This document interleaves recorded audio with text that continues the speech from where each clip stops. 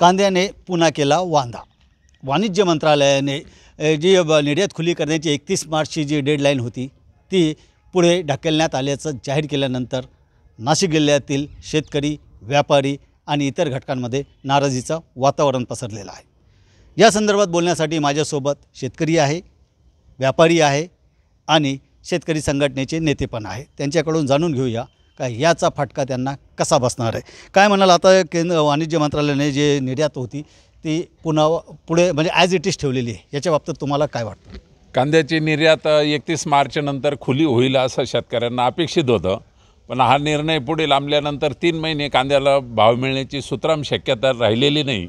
NCL ही जी केंद्र सरकारची company कांदा निर्यात करते तिला स्पर्धक नसल्यामुळे ती 8 रुपये 10 रुपये किलोनी घेते आणि सरकारला धुळफेक करून 29 रुपये किलोनी कांदा घेऊन आणि जास्त किमतीने निर्यात करते। निर्यात जर सर्वसाधारण याच्यासाठी खुली केली, स्पर्धा निर्माण होते आणि स्पर्धा निर्माण झाल्यानंतर शेतकऱ्याच्या मालाला योग्य तो बाजारभाव मिळतो। आणि हा जो आता निर्णय घेतलेला आहे आचारसंहिता, हे आता हा निर्णय बदलता येणार नाही आणि याच्यामध्ये शेतकऱ्याचं कंबरडं मोडलं जातं। उत्तर महाराष्ट्रामध्ये कांदा हेच एक कॅश क्रॉप आहे। संपूर्ण शेतकऱ्याचं कंबरडं मोडण्याचा हा शासनाचा आत्मघातकी निर्णय आहे असं पण शेतकऱ्याला वाटतं। एक व्यापारी म्हणून तुम्हाला काय वाटतं का हा जो निर्णय आहे याचा व्यापारी म्हणून तुम्हाला काय फटका बसणार आहे? आज भारतात प्रमुख 5 राज्यात नवीन आवक सुरू झाली आहे। उन्हाळ कांदा ज्याला म्हणतो ते प्रामुख्याने मध्य प्रदेश, महाराष्ट्र, बंगाल ह्या असे प्रमुख 5 राज्यात याचं उत्पन्न बऱ्यापैकी झालं आहे आणि आज बाजारभाव पण कमी झालेले। कांद्याचे बाजारभाव आज 10-12 रुपये सरासरी विकला जातो आहे। तर ह्या बाजारभावात पण जर का निर्यात खुली होणार नसेल तर नेमकी कोणत्या भावात निर्यात खुली होईल याचं तरी शासनाने निर्णय देणं गरजेचं आहे। आणि आज परिस्थिती अशी झाली आहे का ह्या भावातसुद्धा व्यापाऱ्यांचे पैसे होत नाही आहे। पुढे ह्या भावातसुद्धा आम्हाला 14-15 रुपये इतर राज्यात माल आमचा विकतो आहे, जेणेकरून आम्हाला 2 रुपयाचा नफा तर नाही, आमचे मुद्दलसुद्धा होत नाही आहे। आणि सातत्याने 3 महिन्यापासून आम्हाला जे शासनाच्या धोरणामुळे नुकसानी लागतं आहे ते अजूनही कायमस्वरूपी तसेच आहे। 1 तारखेपासून आम्हाला वाटलं होतं का निर्यात खुली होईल व काहीतरी व्यापाऱ्याला वाव भेटेल, पण तसंही काही अजून हे जे नवीन GR काढलं आहे त्याच्यामुळे त्या गोष्टीला पण आम्हाला पूर्णविराम भेटला आहे। काय फटका बसणार आहे?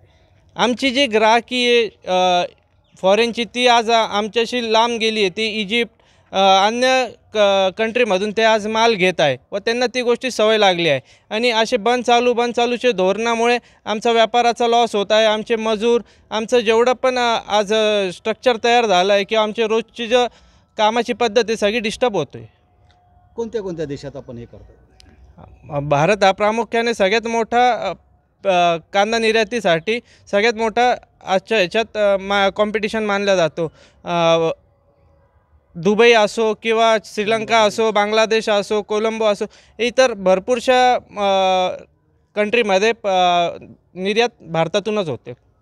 तर आता या धोरणामुळे निर्यात बंदीमुळे याचा काय म्हणजे थांबलेली आहे निर्यात, आणि कसं मग तुम्ही मॅनेज करतात हे सर्व? कुठे माल विकतात मग आता?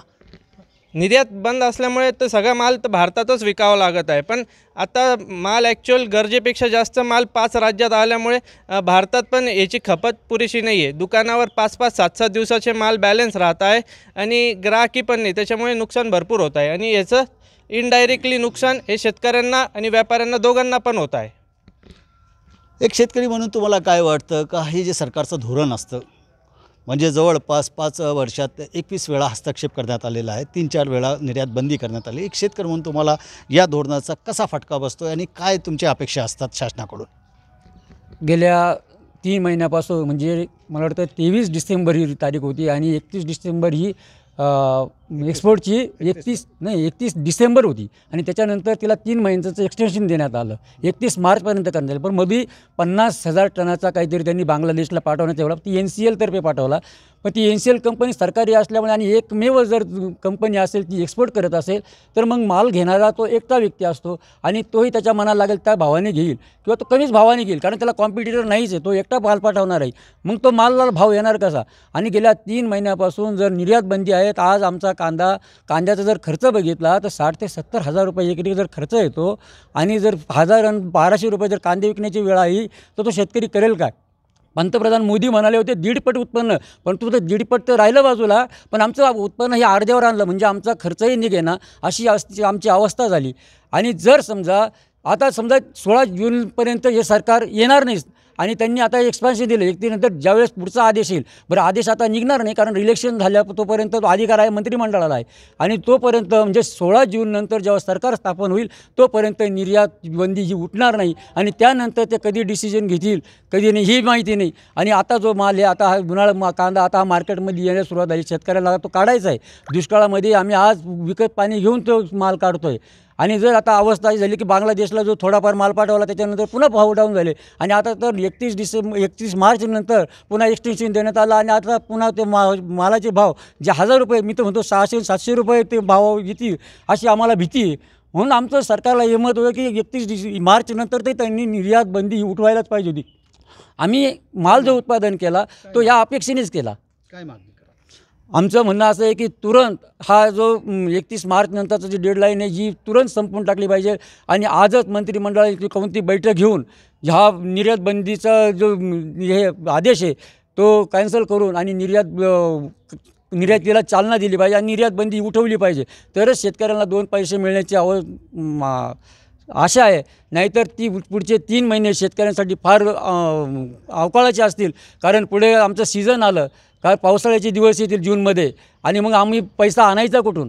जर 1000 आणि 1200 रुपयेसुद्धा कांदे विकणार नसतील तर आमची पुढची जी पिकं आहे ती उभी करण्यासाठी सुद्धा शेतकऱ्यांकडे पैसे नाही आणि दुष्काळाची स्थिती असल्यामुळे आज प्यायलासुद्धा पाणी नाही, शेतकऱ्यांकडे जनावरं सांभाळायची आहे आणि स्वतःचं प्रपंचही सांभाळायचं आहे. त्यामुळे शेतकऱ्यांना खूप मोठं आर्थिक संकट या काळामध्ये येणार आहे आणि माझं सर्व शेतकरी बांधवांतर्फे केंद्र सरकारला एकच विनंती करतो की त्यांनी लवकरात लवकर 31 मार्च नंतर जी बंदी उठवलीच पाहिजे तर शेतकऱ्याला काहीतरी दिलासा मिळेल. अन्यथा शेतकरी देशोधडीला लागण्याशिवाय आणि त्याला मी तर म्हणतो देशोधडीने तर एखाद्या वेळेस तर आत्महत्यासुद्धा वाढतील शेतकऱ्यांच्या अशी अवस्था या महाराष्ट्रामध्ये होईल. बाबा एक शेतकरी म्हणून किती खर्च येतो कांद्याला एकरी आणि त्या तुलनेत तुम्हाला पैसे मिळतात आहे का? उत्पन्न मिळतो आहे का? नाही, अजिबात नाही.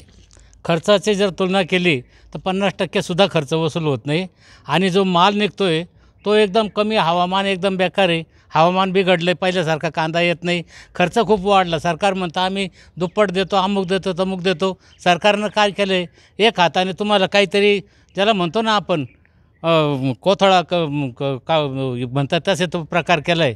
वरच्या खिशातून काढले 10,000 आणि खालच्या खिशातून दिले 2,000. शेतकऱ्यांची एकदम फसवणूक चालवली आहे सरकारने. या सरकारने असं वागायला नाही पाहिजे. या सरकारला आम्ही मतदान केलेलं आहे, दोन्ही वेळेस आम्ही मतदान केलेलं आहे आणि आम्हाला आशा होत्या मोदी सरकारकडून की शेतकऱ्यांचं काहीतरी भलं होईल, पण काही केलं नाही. आज शेतकरी इतका रडकुंडीला आलेले शेतकऱ्यांच्या मुलांना कोणी मुलगी नाही देऊ राहिलं. त्याच्यामुळं मुलांमध्ये नैराश्य आलेलं आहे आणि हा जो शेतकऱ्यांच्या मुलांचा मॉब आहे हा क्रांती करून उठेल आणि ही क्रांती सरकारला नाही पण देशाला परवडणार नाही. हा क्रांतिकारक निर्णय जर शेतकऱ्यांच्या मुलांनी घेतला त्या सरकारला आणि ह्या सरकार चालवणाऱ्या लोकांना देश सोडून पळून जावं लागेल.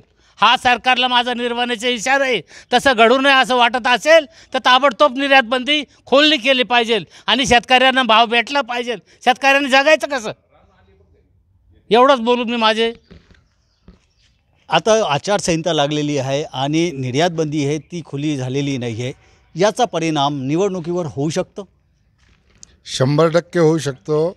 उत्तर महाराष्ट्रामध्ये 5 ते 6 खासदार आहेत, त्यातले 2 केंद्रीय मंत्री स्थानी राहिलेले आहेत, परंतु शेतकऱ्याच्या मुद्द्यावर एकाही खासदाराने असा भरीव शेतकऱ्याला मदत होईल असा आवाज उठवला नाही संसदेमध्ये.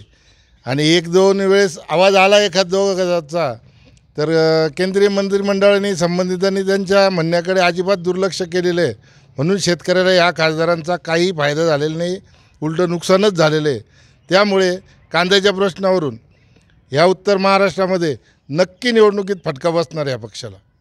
काय अपेक्षा असतील, काय केलं पाहिजे जेणेकरून किमान शेतकऱ्याचं उत्पन्न 1.5 पट नको, 2 पट नको, रास्त भावाने विकलं पाहिजे, निदान त्याचा खर्च निघाला पाहिजे, त्याला वेळेवर वीज मिळाली पाहिजे, त्याचे बियाणे खतं क्वालिटीचे आणि स्वस्त दरात त्याला मिळाली पाहिजे. एवढे शासनाने त्वरित बंदोबस्त करावा. एकूणच शेतकरी, व्यापारी आणि या इतर घटकांनी एकच मागणी आहे का केंद्र सरकारने जो हस्तक्षेप नेहमी होत असतो कांद्याच्या बाबतीत, निर्यातीच्या बाबतीत, तो करायला नको. आता जर निर्यात बंदी खुली नाही केली तर कांद्याचे भाव मोठ्या प्रमाणात कोसळतील आणि त्याचा सर्वात जास्त फटका हा शेतकऱ्यांना बसेल. त्याच्यामुळे शासनाने याची गंभीर दखल घेऊन तातडीने निर्यात खुली करावी अशी एकमुखी मागणी या सर्वांनी केलेली आहे. बब्बू शेख, न्यूज 18 लोकमत, मनमाड.